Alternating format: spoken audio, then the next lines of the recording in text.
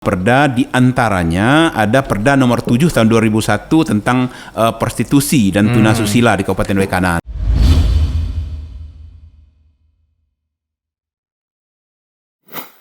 Oke, selamat siang. Assalamualaikum warahmatullahi wabarakatuh. Waalaikumsalam warahmatullahi wabarakatuh. Hari ini komandannya kita culik ini, Pak Kasat Pol PP, Pak Edi Suprianto. Selamat datang di ikutan podcast ini, media informasi kita. Siap. Untuk Kabupaten Waikanan yang mungkin kalau RRI Suara ini ada gambarnya, Pak. Siap. Jadi orang tuh ngeliat Pak Edi tuh, oh ini mukanya Pak Edi.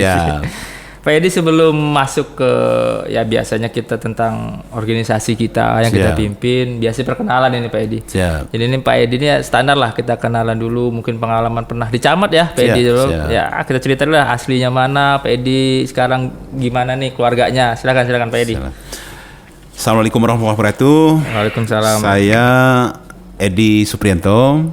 Kebetulan saya menjabat saat ini selaku Kasat Pol PP di Kabupaten Waikanan. Ada beberapa pengalaman pekerjaan saya sebelum saya menjabat Kasat Pol PP. Pertama, saya dari mulai camat sajalah yang saya ceritakan supaya nggak terlalu panjang karena kita ini hampir pensiun juga ini. Hampir pensiun, jadi memang panjang riwayat jabatan, riwayat pengalamannya. Di Camat Gunung Labuhan dari 2011 sampai dengan 2015, terus pindah menjadi sekretaris Dinas Pertanian itu dari 2015, 2016, terus pindah jadi sekretaris BP4K 2016, 2017 dan pindah menjadi sekretaris Dinas Ketahanan Pangan 2017,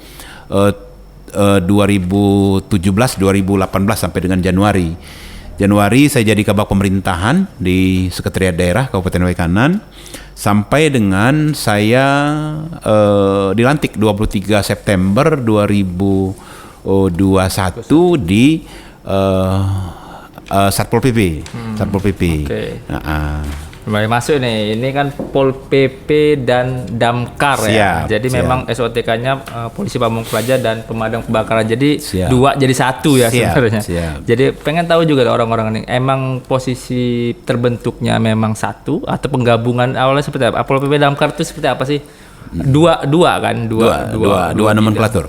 Silakan Pak Edi. Oke, jadi di Pol PP ini sebenarnya ada dua hal yang memang mendasari. Kalau Pol PP sendiri ini didasari dengan aturan dia PP 16 2018. Tapi kalau Damkar ini seharusnya dia sudah berbentuk dinas. Sudah berbentuk dinas, tapi karena memang tentu sarana dan prasarana kita belum memadai untuk itu, sehingga kita memang belum bisa kita Kabupaten Waikanan untuk menjadikan sebuah OPD walaupun dia tipe C.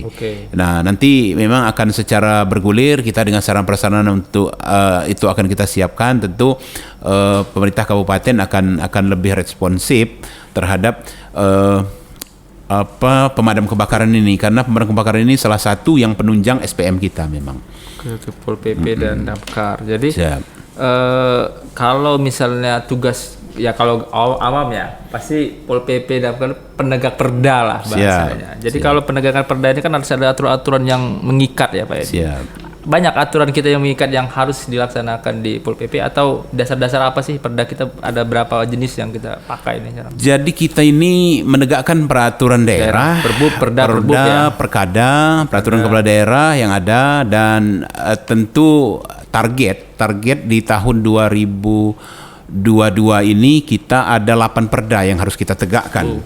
Harus 8 perda yang harus kita tegakkan, dan kita sudah melakukan, kalau tidak salah kemarin ada 5 perda di antaranya ada Perda nomor 7 tahun 2001 tentang prostitusi dan tunasusila di Kabupaten Waikanan. Nah, ini udah kita berusaha kita tegakkan, sudah kita bersama dengan TNI Polri, sudah kita lakukan sosialisasi dengan pihak mucikari dan dari WTS-nya sendiri, wanita tunasusila-nya, sudah kita lakukan sosialisasi dan kita minta kembali ke daerah masing-masing. Tapi nanti akan ada tindak lanjut mereka ini, kita akan lakukan tindak pidana ringan, tipiring. Nanti ya tindak pidana ringan, nanti tentu kita akan berkoordinasi dengan pihak pengadilan negeri untuk memberikan efek jera kepada pelaku-pelaku yang ada di wilayah arena itu, areal itu. Oke, jadi ini sudah terstruktur sudah berapa lama ini Pak Edi? Kita keliling apa rutin? Apa sebulan, apa triwulan kita keliling terus karena udah ditertibkan bulan depan ada lagi seperti itu ya? Betul. Jadi di Unang Lupa ini di salah satunya Unang Lupa, terus di salah satunya juga ada beberapa di rumah ini kita udah 2-3 kali kita lakukan. Tapi memang ya inilah dari zaman Nabi dulu memang ada ya. memang ada. Nah, dan kita memang berusaha untuk menekan ini. Jadi memang sesuai dengan perintah pimpinan juga kita harus tekan ini. Syukur-syukur ini kalau memang bisa kita hilangkan dari Kabupaten Wekanan itu. Ya, terima kasih Pak Bupati juga udah nyampaikan itu. Tuh Pol PP rajin tuh keliling-keliling ya. Nanti segmen kedua kita bahas Damkar. Terima kasih Pak Edi. Nah, ya terima kasih. Tadi udah detail soal penegakan perda, bagaimana hal nanti setelah kita selain ditegakkan organisasi, kita pikirkan juga ke depannya seperti apa. Nah sekarang ini agak masyarakat juga butuh tentang kebakaran lah, pemadam kebakaran, karena fungsinya masih masuk di Pol PP. Sebelum ke dalam kita ini harus punya juga personil kita berapa, mungkin sarana kita ada berapa. Ini Pak Edi bisa jelaskan dulu. Kita ini punya mungkin mobil pemadam berapa, jenis apa dan seperti apa. Ini Pak Edi coba silakan. Ya. Pemadam. Terima kasih. Jadi kebetulan saya Kasat Pol PP ini membawahi juga tentang pemadam kebakaran. Ya. Jadi pemadam kebakaran ini personil yang aktif di Pol PP sekarang 61. Karena semuanya 64 tapi ada 3 yang memang diperbantukan. Jadi 61 personil. Ini kita tentu bagi menjadi 4 regu A, regu B, regu C, regu D, sehingga memang kita bagi habis mereka. Dan ini sudah kita ada pelatihan-pelatihan dasar terkait dengan Pol PP, terkait dengan Damkar, karena mereka ini harus ada pelatihan-pelatihan khusus terkait dengan pemadam ini. Nah, ini udah pernah kita lakukan, dan selanjutnya memang pelatihan-pelatihan di luar Lampung. Di luar Lampung memang kita ada yang kirim 2, kayak kemarin kita kirim ke Bogor 2. Nanti akan beransur juga seperti itu. Nanti yang pulang nanti akan menggetuk tularkan kepada kawannya nanti terkait dengan pelatihan-pelatihan yang dia dapatkan di luar Lampung. Terkait dengan armada, kebetulan armada kita di Kabupaten Wekanan ini memang sangat terbatas. Baru 2 armada, jenisnya juga yang besar kecil, sedang. Jadi yang sedang. Dan kita berharap memang ini bisa ditambah, dan kita akan berusaha. Saya juga sudah komunikasi dengan pihak Direktur Pemadam Kebakaran, dengan staf Direktur Pemadam Kebakaran di Kementerian Dalam Negeri, Dirjen Atwil. Kita akan berusaha kalau memang memungkinkan, memang bisa membantu Kabupaten Wekanan di dalam penanggulangan kebakaran khususnya tengah armada. Nanti tentu secara beransur nanti akan kita sampaikan proposal kita, masih kita susun, nanti baru kita akan sampaikan nanti setelah kita paparan di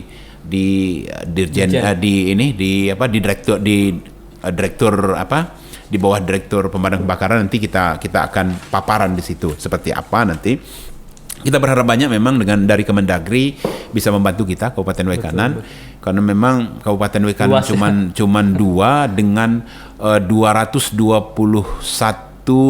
kampung dan 6 kelurahan kita. Jadi sangat luas, dan nomor 4 kabupaten ya. Kalau tidak nomor 3 paling luas nomor 2. Nah, nomor 2 di Provinsi Lampung. Tentu ini memang harus menjadi pertimbangan dari Kemendagri untuk membantu Kabupaten Wekanan dalam hal armada pemadam kebakaran. Setuju itu.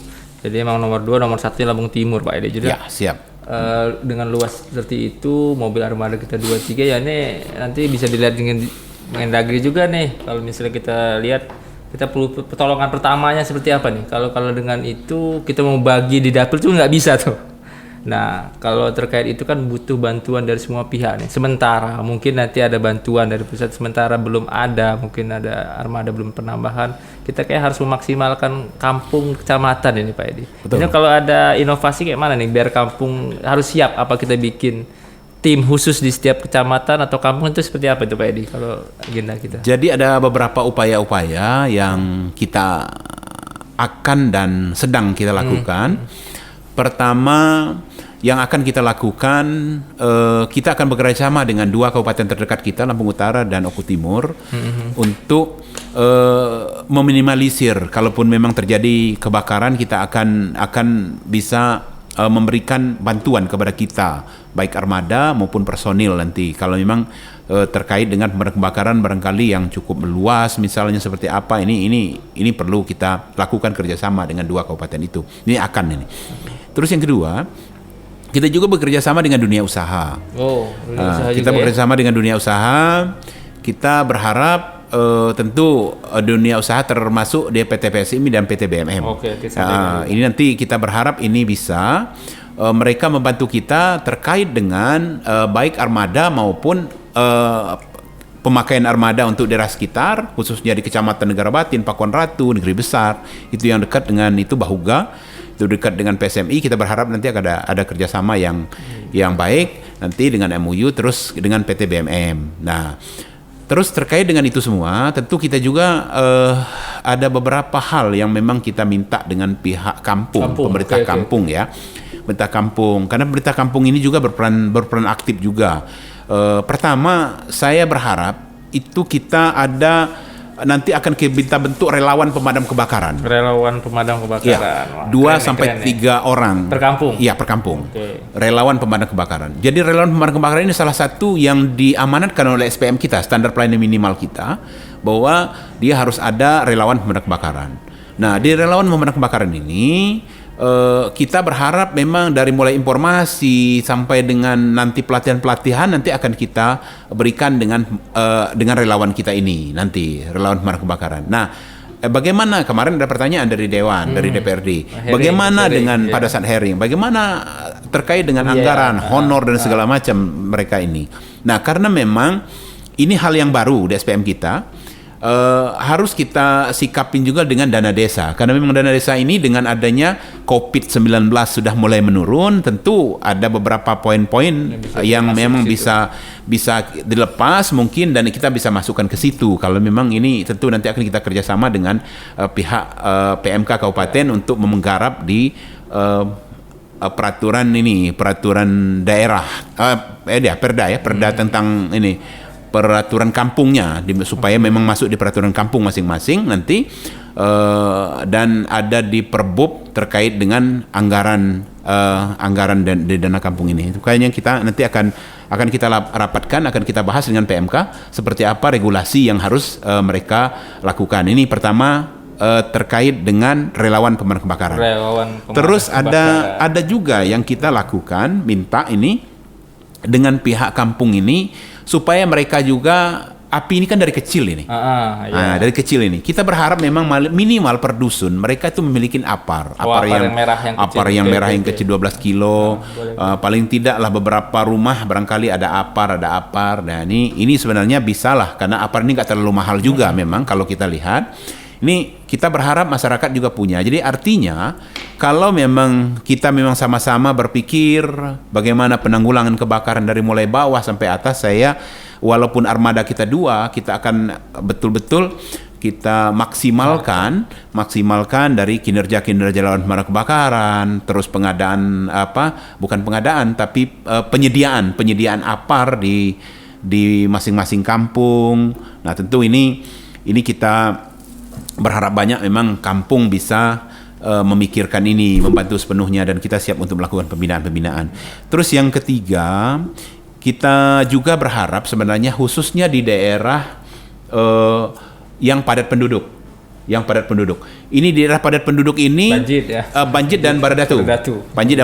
Nah, jadi kita yang berharap nanti ada semacam sosialisasi kita ke situ terkait dengan bagaimana penanggulangan mereka, karena armada ini nggak bisa masuk nih kalau memang dengan sempitnya rumah-rumah penduduk. Nah, makanya nanti kita akan memberikan sosialisasi dengan supaya masyarakat ini punya semacam guyup untuk hal tersebut. Nanti tentu lewat relawan juga nanti guyup misalnya. Nah, kita akan berikan pemahaman bahwa di situ nanti kita semacam kita buat ada sumur bor, kita hubungkan dengan pompa portable ya, pompa portable, sehingga di wilayah itu nanti dari sumur bor penduduk kita berharap juga ada genset, karena biasanya kalau kebakaran itu lampu mati. Nah, tentu kita akan menggunakan genset di situ. Nah, ini tentu dengan model kayak pernah juga kayak kita di Gunung Labuhan itu, misalnya sumur bor kita alirkan ke masyarakat, terkoneksi di satu tempat. Nah, kita berharap seperti itu nanti. Seperti itu. Jadi untuk di daerah yang padat penduduk. Nah, tapi memang ini sumbangsih dari masyarakat ini, memang kita berharap ini. Jadi masyarakat juga memikirkan kalau memang pada saat kita kebakaran, kita juga akan susah, kita akan ini, karena memang mobil juga sulit untuk masuk armada tersebut. Begitu, Pak. Keren tuh, ada relawan kebakaran setiap kampung tuh. Jadi memang mereka harus siap juga. Jangan nyalain kita lama. Ya bukan, kita harus siap semua tentang relawan. Terus saya rasa di PMK juga harusnya sudah bisa peraturan termasuk. Setiap kampung harus punya apar masing-masing, dan kedua relawan itu ya. Jadi setiap kampung kita 3-4 orang ya kita. 2-3 orang. 2-3 orang. Itu keren ya. Terakhir Pak Edi, ini sudah di panjang lebar lah. Saya udah agak mulai paham tentang Pak Edi ini, walaupun sarannya terbatas tapi semangatnya, idenya jadilah. Semuanya sudah dimunculkan. Harapan lah Pak Edi. Jadi emang apa sih harapan kita terkait Trantipnya, Linmas ya, Damkar kita ke depan lah. Walaupun tadi udah disampaikan juga harapan seperti apa, ini harapan besarnya lah. Jadi terima kasih ini Pak Ari, Pak Kadis PTSP. Jadi harapan-harapan saya terkait dengan pelaksanaan penegakan peraturan daerah ya. Memang saya minta memang masyarakat ya melaporkan, karena memang saya juga di Pol PP sudah menyiapkan loket memang untuk laporan masyarakat ya. Dilaporkan saja, tidak ada persoalan. Kalau memang dia ada tindak-tindak yang memang terkait dengan pelanggaran Perda kita, dilaporkan saja. Kita siap menerima laporan, kita sudah membuka diri juga kita untuk menerima laporan. Terus yang kedua, kita juga terkait dengan pemadam kebakaran. Saya minta masyarakat memberikan masukan-masukan juga. Dan saya paham apa yang kelemahan-kelemahan yang saya harus benahi, terutama tentang pembenahan SDM. Bagaimana mereka dalam memadamkan api, cekatan dalam memadamkan api, ini tentu saya harus lakukan latihan secara berkala. Nah, ini tentu saya mohon doa dan mohon masukan-masukan. Kalaupun memang kita dalam membesarkan sebuah organisasi, memang kita tidak juga bisa menutup masukan-masukan dari kawan-kawan kita, baik itu kritik yang membangun maupun kritik yang memang sifatnya kritik terhadap kita, ya kita siap menerima itu semua. Biasa itu. Masyarakat biasa, netizen biasa. Sekali lagi terima kasih Pak Edi atas waktunya. Ini juga banyak kegiatan beliau, Pak Komandan kita culik, tapi ini juga informasi buat masyarakat. Sekali lagi terima kasih. Assalamualaikum warahmatullahi wabarakatuh. Waalaikumsalam warahmatullahi wabarakatuh. Oke, ini lanjutan dari Pak Kasat Pol PP tadi, Pak Edi. Kalau tadi kita ngomong tentang Pol PP dan Damkar, ini salah satu bentuk baju Pol PP-nya. Jadi Pol PP Waikanan ini banyak tersebar juga ya, Pak Bambang? Iya, ada di kecamatan, kelurahan, kemudian dinas. Nah, Pak Bambang ini yang ada di dinas PTSP di bagian perizinan.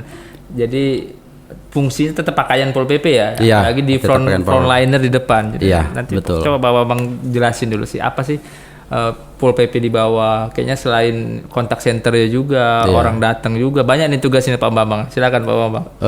Yang pertama itu ya pastinya jadi kan untuk pengamanan ruangan pelayanan dulu ya. Jadi kalau ada pemohon datang itu kita sediakan buku tamu untuk ngisi buku tamu, kemudian kita kasih nomor antrian. Kalaupun ada pemohon lain yang sudah antrian, baru kita kasih nomor antrian. Kalaupun belum ada pemohon yang sudah datang duluan, kita langsung aja ke bagian untuk pelayanan pengajuan izin tersebut gitu. Kemudian selain itu saya juga di bagian pengawasan izin. Oh, pengawasan izin. Iya, misalnya turun ke lapangan gitu. Jadi untuk usaha yang belum ada izin, jadi kita arahkan untuk pengajuan izin ya, atau buat izin agar usahanya lebih aman dan lancar gitu. Kalaupun ada pengawasan dari pihak lain seperti itu. Oh ya, jadi tugas Pak Wawan ini banyak kalau kalau ada yang gambar Pol PP agak-agak kurang juga memang. Jadi seharusnya satu dinas itu ada lah ya. Iya, seharusnya ada. Apalagi ini bagian pengawasan cocok juga ya sama Pol PP. Iya. Terus yang kedua yang ingin kita bukan cross check ya. Jadi posisinya Pol PP ini angkatan berapa sih, Pak Bambang? Saya Pol PP angkatan kelima di tahun 2009. Angkatan 5 2029. Jadi Pol PP ini ada yang 2009. 2009 ada yang sudah diangkat PNS, ada yang masih belum. Jadi di senior saya itu masih ada angkatan 4, masih kontrak. Jadi 1 2 3 sudah diangkat. Sudah diangkat gitu. Jadi angkatan 4, 5, 6, 7, 8. Sekarang sampai angkatan berapa nih Pak Bambang? Teman-teman. Sampai angkatan 8 semuanya, dari angkatan 1 sampai 8. Jadi 1 sampai 3 itu sudah diangkat semua. Jadi angkatan 4 sampai 8 yang masih kontrak seperti tapi itu. walaupun diangkat tetap semangat ya. Iya, insyaallah tetap semangat. Jadi itu mungkin jadi bahan pertimbangan pusat juga. Jadi di 2009 diangkat, tapi memang 1 sampai 3 sudah diangkat. Satu kopi itu berapa orang sih pasukan? Angkatan Pak Bambang deh. Angkatan saya ada 60 orang. Cuman sekarang sudah berkurang, banyak yang mengundurkan diri. Oke, tetap semangat terus Pak Bambang. Selain ini sudah di perizinan, tetap ya dimanapun kita berada lah. Ya, siap. Mau di kecamatan. Jadi paling lama di sini ya, atau pernah tempat lain? Di tempat lain belum sih. Kalau di tempat lain itu biasanya tetap di Pol PP, cuma di piket seperti itu. Piket. Di Pol PP-nya di sini sudah lama dari 2016. Wow, udah paham lah ya. 6 tahun ya. Kalau orang-orang udah ngeluh soal perizinan, udah biasa ya. Jadi ini frontliner waktu ombudsman juga Pak Bambang nih ya. Iya. Kalau frontliner nggak boleh nggak aktif ini, jadi dia nerima keluhan nerima juga. Selain yang pengaduan ya. Iya, betul sekali. Oke, terima kasih Pak Bambang. Sama-sama. Assalamualaikum warahmatullahi wabarakatuh. Waalaikumsalam. Ya, lanjut lagi. Assalamualaikum warahmatullahi wabarakatuh. Waalaikumsalam warahmatullahi wabarakatuh. Tadi satu-satuan sama Pak Kasat Pol PP juga. Terus ini baju Pol PP dan ini yang baju damkarnya nih. Iya, pemadam. Pak Andi Setiawan. Setiawan. Ini juga biar model baju-baju Pol PP dengan tugasnya bisa lebih jelas lagi. Ini perkenalan dulu nih. Jadi di damkar itu berapa yang kompisi kita ini. Terus awal masuk damkar, terus pelatihan seperti apa, bisa kenalan dan cerita juga lah. Pak Andi, silakan. Awal masuk damkar itu kalau nggak salah tahun 2015. 2015. Pengangkatannya waktu itu berapa ya? Angkatan kedua. Karena angkatan yang pertama itu kalau nggak salah baru sedikit itu Pak Kadis. Belum cukup 1 peleton. Karena 1 peletonnya itu 40 orang. Belum cukup. Ada angkatan kedua. Dan kebetulan juga kenapa Andi masuk pemadam kebakaran waktu itu, untuk pemadam wilayah kita di sini belum ada pegawai negerinya. Dan kalau Pol PP kan sudah banyak tuh. Ada angkatan 8 kalau Bambang. Iya. Tapi kok tertarik ke pemadam kebakaran gitu Pak Kadis? Itu suka main api, suka main air kan ada. Iya. Feel-nya juga tuh. Jadi udah angkatan 2. Angkatan kedua. Angkatan kedua. Tahun 2015. Tapi setahu saya nggak tahu kalau salah benar. Kalau Pol PP kan di sini nih SK segala macam. Kalau itu kan dari provinsi ya? Iya, dari provinsi tapi tetap di kabupaten di lah. Kabupaten. Terus pelatihannya tuh. Jadi kalau damkar kan, kalau Pol PP taruh lah. Kalau damkar kan pasti latih dulu main api dong. Oh, iya. Jangan sampai takut api dong. Kalau pendidikan lah bahasanya itu keras. Karena kami waktu itu di Bandar Lampung, di Padang Cermin, di mana ya? Di Padang Cermin. Sawaran ya? Enggak, di Marinir itu di mana? Di Marinir, iya Sawaran. Pokoknya di Piabung, daerah Piabung itu yang jadi pelatih itu Marinir. Marinir. Angkatan Laut. latih dengan api, memadamkan. Ya, simulasi kayak mana cara menangani api yang kecil, api yang besar, terus itu kami berenang juga dulu Pak Kadis. Oh, berenang juga. Dari bibir pantai Clara itu sampai ke seberang, ke pantai kecil. Ada pantai apa itu nggak sih? Pantai apa yang di tengah-tengah pulau itu? Dia pulau beda sama pantai. Kami dibawa nyebrang, terus baliknya kami berenang. Oke. Di situ nggak tahu lagi namanya, saking jauhnya lokasi itu dengan yang harus kami seberangin itu. Di situ ada bendera merah. Dari seberang itu patokan kami ini harus ke bendera merah. Tapi bendera itu saking jauhnya nggak kelihatan. Di situ, waduh, luar biasa Pak. Jadi malah disuruh berenang juga ya. Sebetulnya itu baru main sama api, itu main sama air lah. Kalau main sama apinya kayak mana tuh? Iya, itu kan untuk lebih ke fisik. Lebih ke fisik. Ya, lebih ke fisik. Dari pembaretan juga kami dari berapa lama itu? Kurang lebih itu kalau nggak salah dulu seminggu lah kurang lebih. Kalau yang lumayan juga ya. Kalau yang supernya itu lumayan juga fisik seminggu. Belum yang sampai ke Belambangan Lumpuhnya ya. Ada lagi ya. Kita kan di sini bisa dibilang satu rumah dengan Pol PP lah. Iya, memang satu rumah Pol PP. Jadi di sini disambut dengan senior Pol PP sebagai orang senior lah ya, orang baru. Kami ya. baru. Berarti bareng sama angkatan 5 mungkin ya. Angkatan 5. Tahun 2000 ya. 2015. Ya, sekitar itulah. Terus di angkatan 8 kalau nggak salah. Oh, angkatan 8. Angkatan 8. Berarti ya, tapi ini angkatan 2 ya kalau yang damkar. Ya, kalau di pemadam kebakaran kami angkatan kedua. Kalau kan tadi Pak Edi juga cerita tuh, kita kan cuma ada 3 mobil sedang lah maksudnya dengan luasnya Kabupaten Waikanan nih. Terus tadi Pak Edi juga bilang nanti kita ajaklah kampung-kampung ini punya APAR, punya tim masing-masing kampung 2-3 orang tim relawan pemadam kebakaran kalau nggak salah. Jadi itu nanti pelatihan dasarnya mungkin ya damkar kita yang ngajarin atau kedua orang kepiabung kayaknya susah kayaknya. Enggak, tetap kita yang tetap ada pelatihan di sana. Dulu udah pernah kami dibagi berapa kecamatan kita, Pak?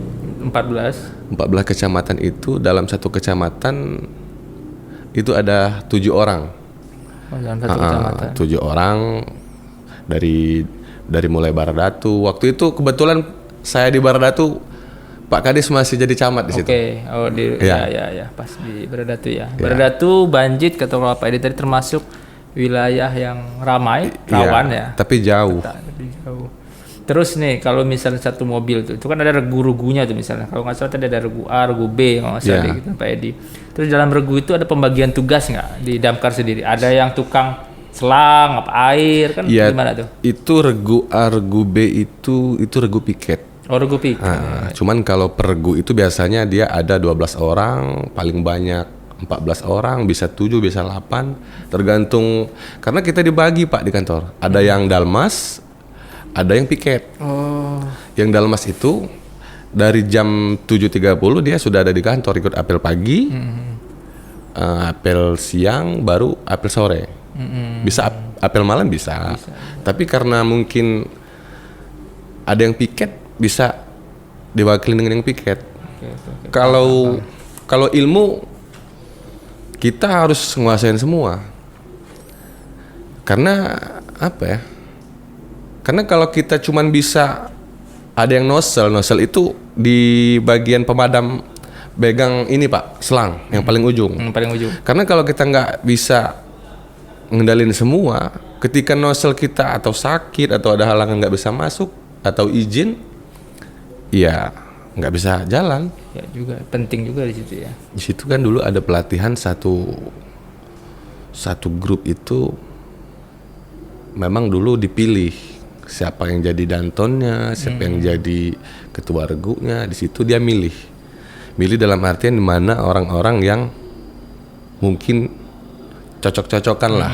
Siapa yang robos api, siapa yang selang kan cocok-cocokan tuh. Kalau Andi di Bandar Lampung dulu, pulang dari Bandar Lampung pertama kali masuk Belambangan itu kejadian di PTP ini Negeri Baru. Oh, Negeri Baru, tempat kampung kita lah ya. Ya, di kampung kita posisi itu kan Andi kok kok tertarik ke ini, kok pokoknya kayak dipanggil gitu Pak. Posisi saya nozzleman waktu itu. Nozzleman itu yang bagian nozzleman yang masuk api. Masuk api. Yang paling ujung. Yang paling ujung. Waktu itu Pak Kapolseknya masih Pak Suwandi. Oh, masih Pak Suwandi. Ya. Dia pernah jadi kasat kita kasat juga. Pol PP juga habis itu kan. Ya, jadi tahu juga lah ya. Oke, agak penting juga lah kita punya damkar. Kita kejadiannya banyak juga nih. Jadi memang perlu nggak sih setiap kampung punya apar sendiri, terus ada pelatihan 2-3. Kalau tadi kan 7 nih per kecamatan. Kayaknya kalau 2-3 orang per kampung, kayaknya lebih bagus juga ya. Sebenarnya begini Pak Gadis. Kalau untuk kami kan pemadam kebakaran ini kan mencegah. Banyak cerita-cerita yang udah berlalu-lalu itu kami selalu disalahkan. Ya, kenapa nggak cepat? Kenapa ngapain untuk datang lagi? Cuman kan kita di sini kan bekerja, kita bekerja tuh ya bisa dibilang pokoknya tulus lah Pak. Harus. Harus. Bukan salah, saya ngeliatin bukan salah juga, tapi memang setiap kampung sama terus siap juga. Itu kan ya dengan medan mungkin kayak di Banjir tuh. Misalnya mungkin jalannya sempit juga walaupun mobilnya datang, bukan soal terlambat juga. Masuknya juga gimana?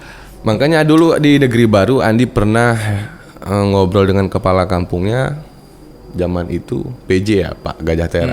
Gajah Tera. Waktu itu Andi pernah pengen ciptain pemuda itu kayak zaman dulu Pak. Ada ketua bujang. Jadi di ketua bujang itu kita bisa bentuk